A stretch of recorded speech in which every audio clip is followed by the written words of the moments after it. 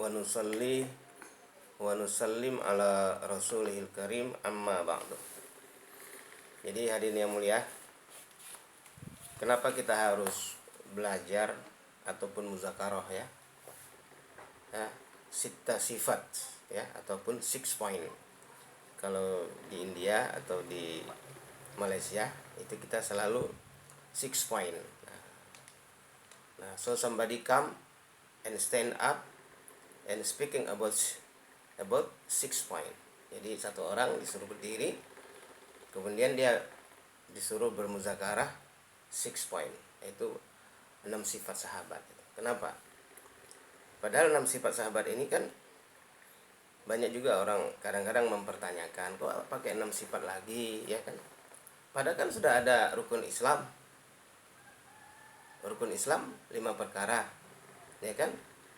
Syahadat, kemudian sholat, kemudian puasa, kemudian zakat, kemudian haji. Ini rukun Islam. Ada di dalam hadis Nabi sallallahu alaihi wasallam. Kemudian yang kedua ada rukun iman. Rukun iman ini 6 perkara. Iman kepada Allah, iman kepada rasul-rasul, iman kepada kitab-kitab, iman kepada malaikat-malaikat, iman kepada hari kiamat, dan iman kepada takdir ataupun kadar baik dan kadar buruk.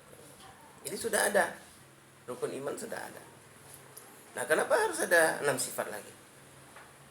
Nah, makanya kalau kita di dalam muzakarah ini selalu kita ada pembukaan muqaddimah. Kira-kira beginilah apa formatnya. Sesungguhnya kejayaan atau kebahagiaan umat manusia bergantung sejauh mana dia dapat mengamalkan agama Islam dengan sempurna. Boleh kita katakan Islamnya. Kadang-kadang ada orang sedikit dia bilang agama itu dia nggak mau, karena agama itu artinya tidak kacau. Kalau Islam itu dinul Islam, Islam dengan sempurna. Nah, yang dibawa oleh Nabi Muhammad Sallallahu Alaihi Wasallam. Ya, itu ya. Nah, hari ini umat manusia belum mampu mengamalkan agama dengan sempurna karena lemahnya iman. Tapi dahulu para sahabat Nabi Sallallahu Alaihi Wasallam mereka telah terbukti ya sempurna Islam di dalam diri mereka. Kenapa? Karena mereka mempunyai sifat-sifat yang mulia. Nah, sifat-sifat yang mulia ini ada oleh ulama kita, terutama ulama-ulama dakwah, ya kan, ahli-ahli hadis. Nah, mereka mengatakan bahwa sifat-sifat mulia itu banyak pada diri sahabat, tapi kalau diperas, ya kan, dibuat satu yang garis besarnya itu ada 6 sifat mereka. Nah, apabila umat akhir zaman ini mampu memiliki 6 sifat ini, maka insya Allah mereka akan dimudahkan untuk mengamalkan agama Islam dengan sempurna. Nah, ini jadi fokus kita itu adalah kafah, udkhulu fisilmi kafah. Masuklah kamu dalam Islam secara total. Secara total itu artinya keseluruhan, secara kafah. Jadi tidak sepenggal-sepenggal, tidak parsial, tidak sepotong-sepotong. Jadi Islam itu bukan hanya seremoni aja, ya kan. Kadang-kadang ya orang kadang-kadang ada acara-acara tertentu saja kelihatan Islamnya. Padahal Islam itu 24 hours daily activities. 24 jam kehidupan kita ini adalah Islam gitu. Jadi nggak bisa kita pisahkan. Ya kan? Nah, sekarang orang-orang sekuler mencoba memisahkan, ya kan. Agama ya agama, negara ya negara, ya repot lah. Padahal pelaksananya dia juga. Bagaimana orang bisa membagi? Makanya di dalam Al-Quran Allah berfirman, ma ja'alallah lidhajulin min qalbayni fi jawfi. Allah tidak akan menjadikan di dalam rongga dada manusia itu dua hati yang bertolak belakang isinya, nggak mungkin. Makanya ada iman, ada kafir, itu harus terpisah, nggak bisa iman juga kafir juga nggak bisa. Ada iman, ada munafik. Munafik ini seakan-akan beriman tapi kafir juga, jadi nggak bisa. Jadi ma ja'alallah li rajulin min qalbayni fi jawfi, tidak mungkin Allah menjadikan di dalam rongga dada manusia itu dua keping hati yang bertolak belakang satu sama lain, nggak bisa. Harus satu mengendalikan diri itu, nggak bisa dua mengendalikan. Coba kalau supir dua, repot kan, satu dari kanan satu dari kiri. Nah makanya kalau kita belajar 6 sifat ini, jadi sifat itu tadi. Makanya sifat pertama, yakin yang benar terhadap kalimat thayyibah la ilaha illallah Muhammadur Rasulullah. Yang kedua adalah sholat yang khusyuk dan khudu'. Nanti akan kita uraikan apa itu item-item ini. Kemudian yang ketiga adalah ilmu ma'azikr, ilmu yang disertai zikir. Kemudian yang keempat adalah ikramul muslimin. Yang kelima tashihun niyah, yaitu memperbaiki niat. Yang keenam ini adalah dakwah ilallah, khuruj fi sabilillah. Ini setiap kita mungkin sudah ada yang pandai memuzakarahkan, ya kan? Bahkan sudah level tinggi memuzakarahkan, dan di semua tempat, di semua negara, ya kan? Kalau kita keluar di jalan Allah, selalu muzakarahnya ini. Ternyata memang lain isinya. Saya sudah berkunjung ya dalam rangka dakwah ini. Ini sudah ada 20 atau 22 negara lah saya berkunjung. Ya. Semua praktikum dakwah ini sama kurikulumnya. Jadi maka Islam itu mudah saja sebenarnya. Ya kan, diamalkan, diajarkan, diamalkan, diajarkan. Makanya ada ta'lim wa ta'allum, satu processing belajar dan mengajar. Sekali waktu kita adalah muta'allim, sekali waktu kita adalah mu'allim. Atau dengan kata lain, sekali waktu kita belajar, sekali waktu kita pengajar. Sekali waktu kita mustami'in, sekali waktu kita mutakallimin. Sekali waktu kita mustami'in, sekali waktu kita mutakallim. Sekali waktu kita menjadi pendengar, sekali waktu kita menjadi pembicara. Ya, makanya sedemikian Rasulullah diajarkan oleh Jibril, ya kan? Jibril itu mengajarkan. Jibril diutus oleh Allah berjumpa dengan Nabi. Contohnya dengan ayat utslu ma uhiya ilaika minal kitabi wa aqimus sholata inna sholata tanha 'anil fahsya'i wal munkar. Bacalah oleh engkau kitab yang diwahyukan. Kemudian tegakkanlah sholat, karena sesungguhnya sholat akan mencegah kamu dari perbuatan keji dan mungkar. Nah ini jadi saudara sekalian, kita sudah lihat bahwa semua metode itu langsung dari Allah, via ataupun melalui Jibril disampaikan kepada Rasulullah. Rasulullah itu sebagai satu media juga. Rasulullah itu medianya Jibril, ya kan, yang dipesankan oleh Allah, media Jibril, dan diturunkan wahyu petunjuk. Petunjuk itu mulai dari juklaknya atau kalau bahasa kitanya petunjuk pelaksananya lah itu. Detailingnya ada. Jadi sophisticated, artinya Islam itu begitu sempurna. Tidak ada satu titik pun di Islam itu yang kurang. Makanya kafah itu. Jadi hidup itu Islami. Contohnya kalau sholat nih, kalau disiplin sholat ini dilaksanakan, subhanallah. Coba itu sholat itu waktunya itu jadwalnya itu tepat itu, masya Allah. Inna sholata kanat alal mu'minina kitaban mawquta. Sungguh sholat itu untuk orang beriman itu satu waktu yang sudah ditetapkan. Jadi itu disiplin. Kalau orang Islam sholat aja 5 waktu disiplin sebagaimana perintah Nabi, udah aman dunia ini semua. Tak ada lagi kekacauan. Orang kafir pun masuk Islam. ya kan? Bukan hanya masuk Islam, bahkan mendapatkan kebaikan-kebaikan. Nah, kalau dia misalnya hatinya masih keras, karena itu urusan Allah kan, masuk Islam atau enggak. Karena fi qulubihim maradun fazadahumullahu marada. Di dalam hati mereka ada penyakit, dan Allah tambahi penyakitnya. Ini urusan lain lagi. Innal ladzina kafaru sawa'un 'alaihim a anzartahum am lam tunzirhum la yu'minun. Sesungguhnya orang kafir itu sama aja bagi mereka, apakah kamu kasih ingat atau tidak, mereka tidak akan beriman. Nah, yang ini lain. Nah, tapi kalau ya di hatinya masih ada mencari kebenaran, dia pasti dapat hidayah, karena Allah menunggu orang-orang yang mau tobat. Karena apa? Innallaha tawwabur rahim. Allah itu maha penerima tobat dan maha kasih sayang. Masya Allah. Nah, seperti seorang ibu ya, seorang ibu yang kecarian anaknya ini main-main, padahal anaknya ini masih nyusu. Anaknya haus juga, nangis-nangis mau cari-cari puting susu ibunya, kok nggak ada. Itu malam-malam gelap-gelap gitu, ngeraba-ngeraba gitu.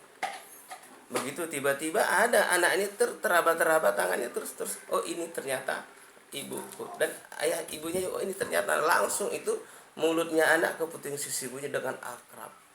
Alangkah nikmatnya pelukan seorang ibu kepada anaknya yang tadinya dicari-cari enggak ketemu, padahal dia sedang haus. Begitulah orang-orang kafir yang tersesat akidahnya, pemikirannya, waktunya, pikiran dihabiskan untuk lalai dan maksiat. Karena kebodohan mereka disesatkan oleh hawa nafsu dan setan. Tapi kan mereka tidak sadar. Nah, ketika datang dakwah, baru mereka terbuka pintu hatinya, sadar gitu. Ketika dia terbuka itu, terus dia kepingin tahu, ada sifat tolaknya, disitulah Allah bukakan. Seperti seorang ibu tadi menemukan anaknya, langsung dipeluk. Nah, maka hamba Allah yang seperti ini adalah dalam pelukan Allah Subhanahu wa taala. Dia taubat. Nah, gitu. Jadi dahsyat. Maka hadirin yang mulia, belajar 6 sifat ini penting. Sifat pertama tadi yang sudah kita tahu. Jadi la ilaha illallah Muhammadur Rasulullah. La ilaha illallah itu lam alif, ya, lam alif. Kalau kita lihat dari kaidah bahasa itu lam alif itu ada 2. Lam alif nahi, lam alif nafi. Kalau lam alif nahi ini larangan. Misalnya la tansa, jangan lupa. Misalnya la takul, jangan makan. Kalau ini tidak, lam alif nafi. Jadi la-nya itu tidak, bukan jangan. Itu tidak. Berarti la ilaha, tidak ada ilah. Nah, illallah, kecuali Allah. Maka illa di situ ada istisna ya. Istisna itu adalah kata pengecualian. Nah, istisna itu jadi istisna lain, kecuali yang ini gitu. Jadi la ilaha, tidak ilah kecuali Allah. Tiada ilah kecuali Allah. Nah, maka alhamdulillah ya, kalau kita sudah ada menafikan itu, menafikan dulu ini la ilaha ini. Kalau ilah ini ada juga diartikan Tuhan gitu. Tapi kalau kita buka kamus, disebut itu ilah itu adalah kecenderungan ya. Kecenderungan tuh gini, ini misalnya ini ada tiang, cenderungnya kemana nih tiangnya? Oh, ke kanan atau ke kiri ya. Nah, hati kita begitu juga. Hati kita ini cenderungnya kemana? Oh, kepada Allah, kepada ghairullah, selain Allah. Bisa jadi. Mana banyakkan kecenderungan hati kita kepada Allah atau kepada Rasulullah atau kepada ghairullah. Nah, itulah iman kita. Maka la ilaha illallah nafi isbat, menafikan dan mengisbatkan. Tiada ilah kecuali Allah. Tiada kecenderungan hatiku kecuali hanya kepada Allah. Gitu. Maka nanti akan terbuka. Misalnya maaf nih ya, itu testingnya mudah aja. Testingnya itu ketika kita mendengar suara azan. Suara azan itu sudah merupakan panggilan. Nah, ketika kita rata-rata kita kan dengan kesibukan kita masing-masing, ada pedagang, ada karyawan, ada supir, macam-macam lah gitu. Nah, apa yang kita buat? Di situ yang Allah sholat yang falah apa? Nah, kalau sahabat-sahabat dahulu di zaman Nabi, karena pahamnya nafi isbat ini, maka dia kalau dengar suara aja langsung menghentikan pekerjaannya. Contohnya ada sahabat yang sedang menjolok kurmanya pakai galah, ya kan? Tiba-tiba begitu dijolok ke atas, suara azan kedengaran, Allahu Akbar, Allahu Akbar. Dia tidak meneruskan jolokan ini. Dia melepaskan aja itu galah itu langsung, dan dia langsung menuju ke masjid itu. Karena la ilaha illallah. Tiada kecenderungan hatiku kecuali hanya kepada Allah. Nah, jadi jangan iya masih sempat, langsung paling 2-3 menit sempat. Nah, itu berarti hati kita belum, isbat kita belum benar kepada Allah. Itu salah satu contoh. Jadi kalau misalnya la ilaha illallah, Allah Maha Besar, toko kita, ada yang menjawab tuh biasanya toko kecil. Nah, ya bukan kecil, toko itu tidak ada, maka masih bilang toko kecil, maka karena masih ada yang kecil maka masih kita tongkrongin, akhirnya terlambat sholat. Nah, sebenarnya toko tidak ada, bahkan harus dipersiapkan. Kita lihat orang-orang sudah yang maju seperti di Yaman ya, seperti di Pakistan, kemarin saya di Turki, itu orang-orang antisipasi sholat itu luar biasa. Sampai anak-anak kecil umur 7-10 tahun sudah datang ke masjid. Sebelum azan dikumandangkan mereka sudah di masjid. 15 menit, 10 menit itu udah penuh. Saf pertama, kedua, ketiga, sana itu udah penuh. Sebelum azan, jadi nunggu azan itu di saf. Ini baru betul antisipasinya gitu. Jadi mereka tuh ada baca Quran, ada zikir gitu. Jadi diutamakan gitu. Wa ma tuqaddimu li anfusikum min khairin tajiduhu indallah. Apa-apa yang kamu utamakan dari diri kamu untuk kebaikan, kamu pasti mendapat ganjaran langsung dari Allah. Yang dipraktekkan. Nah, makanya mereka itu aqimus shalah wa atuz zakah itu satu paket. Ya, perintah sholat dengan perintah zakat satu paket. Maka mereka tuh kalau bayar zakat, orang Turki itu sebelum nisab jatuh sudah bayar. Misalnya nisabnya kan 1 tahun tuh. Bulan ke-11 dia sudah bayar. Nah, artinya apa? Mengantisipasi, mendahulukan gitu. Karena itu sebenarnya yang harkan Nabi kan bersabda, milik kamu itu adalah yang sudah kamu makan, yang sudah kamu pakai, ya, yang sudah kamu infakkan di jalan Allah. Yang belum itu bukan milik, walaupun catatan bukunya hak milik, SHM, surat hak milik, tapi itu belum tentu kamu punya. Nah, ini betul-betul diyakini. Jadi mereka negakkan sholat, tunaikan zakat. Maka ayat-ayat Quran lihat selalu ini bersambung ya kan, ini satu paket nih. Aqimus shalah wa atuz zakah, wa aqimus shalah wa atuz zakah, selalu. Dan di situ wawunya wawu ataf, artinya sama. Ya, sama, seakan-akan itu sama kedudukannya. Tapi bedanya aqimus shalah ini hablum minallah, dan sedangkan wa atuz zakah ini hablum minan nas. Dengan adanya zakat, maka hubungan sesama manusia menjadi baik. Wa atal mala ala hubbi zawil qurba wal yatama wal masakin fi riqab. Nah, itu kan orang-orang kaya itu memberikan zakatnya itu kepada orang-orang yatim piatu, fakir miskin, janda, orang-orang berhutang, orang-orang fisabilillah, dan orang-orang yang dalam keadaan budak-budak belian. Nah, itu semua diberikan dalam rangka apa? Supaya dari hartanya itu menjadi bersih karena hak punya orang lain. Nah, makanya kalau jadi aman dunia ini dengan dua ini, sholat dan zakat. Dengan sholat dan zakat ini aman dunia. Contohnya apa? Contohnya akhirnya orang-orang kaya pun meyakini bahwa di balik hartanya ada hak orang lain. Sedangkan orang miskin, walaupun dia miskin, tidak menjadi peminta-minta, karena dia sadar yang memberi juga Allah. Makanya di zaman Umar bin Khattab, satu keajaiban, orang kaya menjadi pengemis. Dia datang membawa hartanya, pengemis-ngemis kepada orang miskin. Pak, tolong Pak diterima zakat saya, harta saya. Ya Pak, tolong infak saya. Nah, orang miskin melihat, bahkan menolak mereka. Kami sudah dicukupkan oleh Allah Pak. Kami sudah dicukupkan oleh Allah. Akhirnya harta-harta orang kaya ini dibawa ke Baitul Mal, disimpan di Baitul Mal, sudah wakaf. Nah, orang-orang yang membutuhkan mengambil seperlunya gitu. Nah, ini bukti orang kaya beriman, orang miskin beriman. Kenapa begitu? Karena dakwah keimanannya Nabi SAW berhasil. Maka dakwah keimanan ini penting supaya orang menjadi, kalau orang sudah beriman, dia akan otomatis mengetahui hak dan kewajibannya. Sekarang kenapa terjadi kerusuhan macam-macam, sekarang ribut umat manusia? Karena nggak tahu hak dan kewajibannya. Dan kalaupun tahu, tidak standar Islam. Jadi tidak ada reward, tidak dapat pahala, bahkan membuat dosa. Begitu saja ya, insya Allah nanti kita akan lanjutkan ya ke sifat-sifat yang lain, karena ini agak panjang ya. Kita mau sholat zuhur dulu ya, nanti habis ini baru nanti kita ini demikian. Ya, saya ucapkan terima kasih, semoga Allah SWT berikan kekuatan kepada kita. Subhanallah bihamdihi, subhanakallahumma bihamdika, asyhadu an la ilaha illa anta, astaghfiruka wa atubu ilaik. Wassalamualaikum warahmatullahi wabarakatuh.